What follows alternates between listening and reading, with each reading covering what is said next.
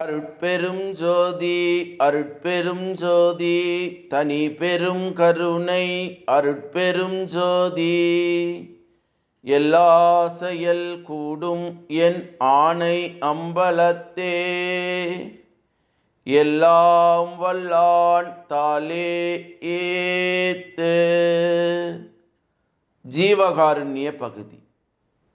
நடந்து நடந்து கால் சோர்ந்து, கேட்டு கேட்டு வாய் சோர்ந்து, நினைத்து நினைத்து மனமும் சோர்ந்து, இனி பாவி வயிற்றுக்கு என்ன செய்வேன் என்று கண்ணீர் வடிக்கிற ஏழைகளுக்கு ஆகாரம் கொடுத்து கண்ணீரை மாற்றுவதே ஜீவகாருண்யம். என்ன அழகா சொல்றார் பாருங்க வள்ளல் பெருமான்.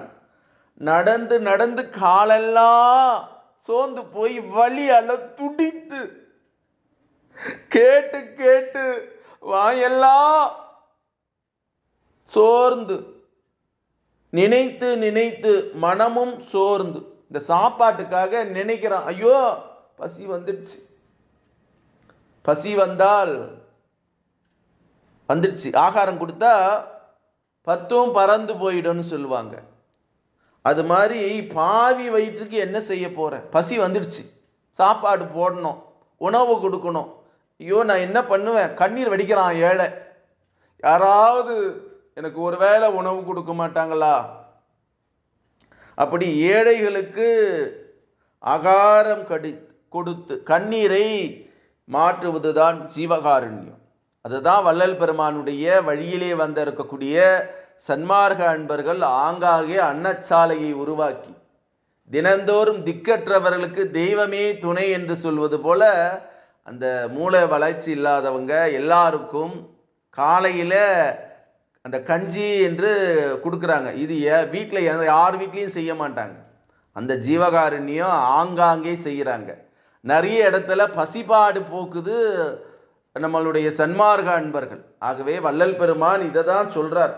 நடந்து நடந்து கால் சோர்ந்து இருப்பவர்களுக்கும், கேட்டு கேட்டு வாய் சோர்ந்தவர்களுக்கும், நினைத்து நினைத்து மனம் சோர்ந்தவர்களுக்கும், இந்த பாவி வயிற்றுக்கு பசி எடுக்குதே நான் என்ன செய்வேன் என்று ஏங்குவர்களுக்கு ஆங்காங்கே அன்ன சாலைகளை உருவாக்கி சன்மார்க்க அன்பர்கள் பசிப்பாடு போகிறாங்க.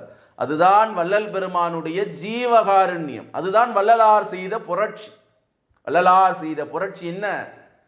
ஒருவனுக்கு உணவு கொடுப்பது.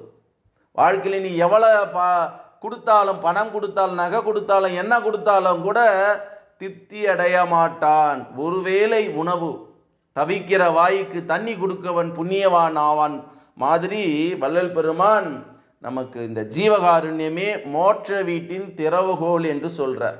ஆகவே பசிப்பாடு போக்கி அன்னம் பாலித்து சன்மார்க்க அன்பர்கள் மட்டுமல்ல, எல்லா அன்பர்களும் உங்களுக்கு கஷ்டம்லாம் போங்க. உங்களுக்கு நோய் இருந்தால் நோய் போயிடும், உங்களுக்கு மனக்கவலை இருந்தால் மனக்கவலை போயிடும். தயவு செய்து அன்னம் பாலியுங்கள், அன்னதானம் செய்யுங்கள், உங்களுக்கு புண்ணியமா போயிடும் என்று சொல்லி வள்ளல் பெருமானுடைய திருவடியை தொட்டு வணங்கி அருட்பெரும் ஜோதி அருட்பெரும் ஜோதி தனி பெரும் கருணை அருட்பெரும் ஜோதி என்ற மகா மந்திரத்தை வான்காந்தத்தில் கலக்கவிட்டு வாழ்த்துகிறேன். நன்றி, வணக்கம். வாழ்க வளமுடன், வாழ்க வளமுடன், வாழ்க வளமுடன்.